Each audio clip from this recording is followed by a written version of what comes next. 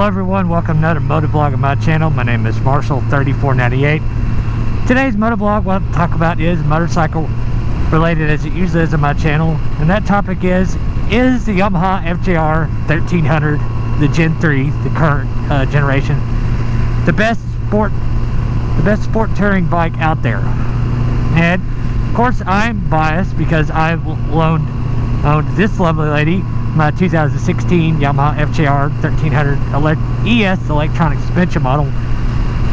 Today makes the day round-ish about that I've had this bike for 3 years, and I really enjoyed owning this bike, riding it, even maintenance on this bike, your general fluid maintenance like oil changes, and even taking off the whole left side bearing and part of the top of the dash to flush and refill the radiator fluid. I've even done 2 throttle body sinks on this bike from a YouTube how-to with just a throttle sync tool, and it's really not hard to do that either. There's a couple little steps in it that are kind of strange, like getting the little caps off there and getting it back on the throttle bodies, but other than that, I mean, I did the first time I did it start to finish, including putting the bike back together, in like an hour and a half total work time. Of course, I'll let the bike get all the way up to operating temperature like you're supposed to, do the adjustment, let it cool back down, go upstairs above the garage, sit down, watch a little bit of TV, come back an hour later, bike's pretty cooled off for the most part, and put the bike back together. The only really negative I can say about this bike, and that comes with the weight of it, is the weight of it, although it is extremely well balanced and does handle well, it is a little bit top heavy in parking lot situations, especially in my case, and for most of those people who have a garage. Getting it out of the garage, kind of doing that, you know, pull up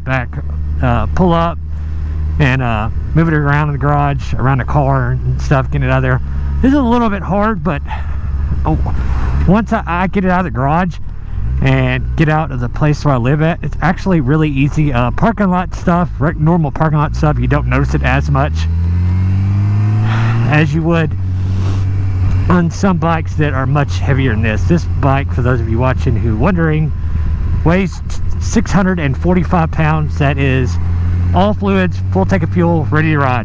That's the heaviest it gets. My bike may be just a little bit heavier than that. I have an aftermarket Sargent seat on mine that does weigh, I don't know how much, but a few pounds more than the stock one. But the stock seats on the Yamaha FJRs, Gen 3 at least, are terrible.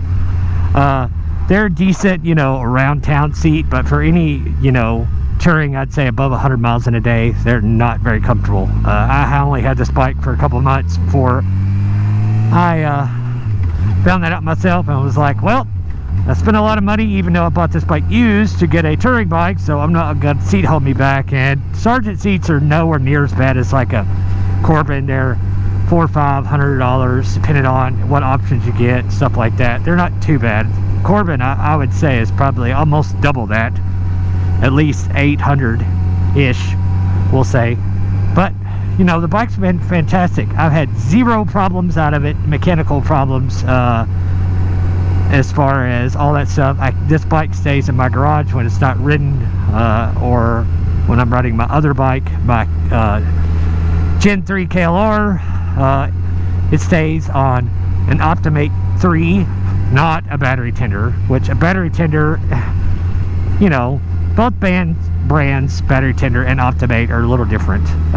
Optimate is more of a imitator. It actually will put load on the battery and then charge it back up, where from what I've heard, that's the only, Optimates is actually the only one that Honda motorcycles will warranty a battery for, if you can prove that it was used on the bike and it's just a dead cell battery or defective battery. This bike, actually, I left the key on one time when I come back home from riding it. Went upstairs, did, you know, my usual thing, you know, relax, ate something, watch TV, whatever. After riding the bike that day, I went to come back to it the next morning after, you know how it is when you get something different. I went back the next morning to come get out of the garage and reached up to turn the key on and realized I had left the key on.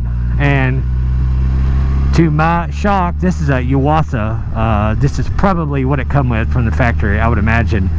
But the Optimate 3 actually, after about 30 hours, brought the battery back to life, and I've not had any problems since out of the battery at all, believe it or not. So the bike, when it gets not ridden for any more than a week, plug it up to Optimate, and when I know I hit the starter button, the bike is going to run just dandy. So that's nice. Yes, this bike that I brought did have the transmission recall done by a very, very good dealer, a local Mountain Motorsports, who I actually purchased my KLR from because I was so satisfied with the service department and the overall experience. I dropped the bike off to them.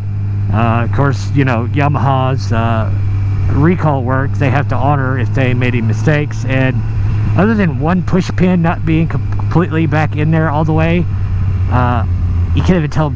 I couldn't even tell the bike was been apart. So that's a big job for any mechanic to do. They have like a Yamaha mechanic of like 25 plus years that did it. Took his time, and all is well. I even got a free oil change out of the deal. So they had the bike for a couple weeks though, which that's fine. I don't mind them taking their time and doing it the right way. Because as if you don't know, to do the transmission recall on a Gen 3 FJR takes taking the motor and transmission as one assembly out of the bike, split the cases, blah blah blah. It is a big job to do, and it even I don't know, for about a month after that till everything broke in, as far as all the new gears they put in it. The shifter was a little rigid as far as the upshifts especially, but after putting 200 or 300 miles on it, it broke in and all is just fine. Never had a missed shift, never missed a gear, nothing like that, so that's good to know. But I've thoroughly enjoyed my time with it. It's been a fantastic bike. I will probably have this bike to the day that I can't hold the big girl up. So on that, guys, if you have any questions, comments, leave them down in the description below. In the comments below. And as always, ride safe and have fun. We'll see you on the next one. See ya.